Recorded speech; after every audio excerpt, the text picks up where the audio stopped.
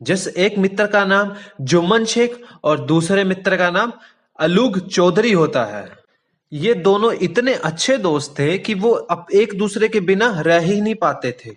जब भी कोई एक दोस्त उनमें से करूं तो अलगू ने कहा कि चाची आप तो जानते ही हो कि जुम्मन मेरा सबसे अच्छा दोस्त है, मैं उसके खिलाफ कैसे जा सकता हूं।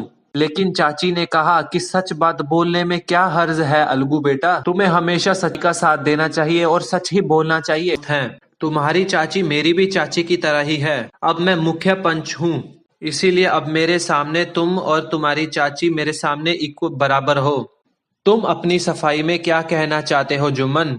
जुम्मन ने कहा कि 3 साल पहले मेरी चाची ने सारी प्रॉपर्टी मेरे नाम कर दी थी और मैंने कहा था जब तक वह जिंदा रहेंगी वह मेरे पास ही रहेंगी, मेरे साथ ही रह सकती हैं और जुम्मन को हर महीने कुछ पैसा अपनी चाची को देना चाहिए, वरना जो जुम्मन के पास चाची की जायदाद है वो चाची के पास वापस चली जाएगी। जुम्मन को यह विश्वास नहीं था कि उसका सबसे प्यारा और पुराना दोस्त अलगू ऐसा फैसला सुन। अलगू और साहू ने अपने अपने विचार और समस्याएं पंचायत के सामने रखी और पंचायत के कुछ लोगों ने उन दोनों से कुछ सवाल जवाब भी किए। उसके थोड़ी देर बाद जुम्मन खड़ा हुआ और उसने घोषणा कर दी कि हमारे नजरिए से हमें ये लगता है कि साहू को उस मरे हुए बैल का पैसा अलगू को दे देना चाहिए। जब साहू ने वो बैल खरीदा था तब उसको उस बैल को कोई किसी प्रकार की बीमारी नहीं थी और वह बिल्कुल सही था। अब ये दुर्भाग्य की बात है कि वो बैल मर गया, इसीलिए अब अलगू के ऊपर कोई भी आरोप नहीं लगाया जा सकता।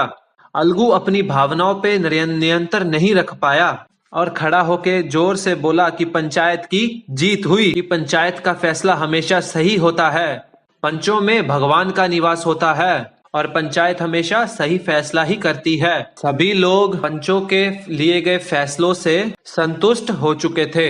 अब जुम्मन जो है वो वापस अलगू के पास आया और उसे गले लगा लिया कि पिछली पंचायत में हम दोनों दुश्मन बन गए थे, आज की पंचायत में मैं समझ चुका हूँ कि पंच बनने की जिम्मेदारी क्या होती है। पंच ना तो किसी का दोस्त होता है ना ही किसी का दुश्मन होता है, वो केवल न्याय को समझता है। आज के बाद कोई भी व्यक्ति इस न्याय के पटरी से नहीं उतरेगा।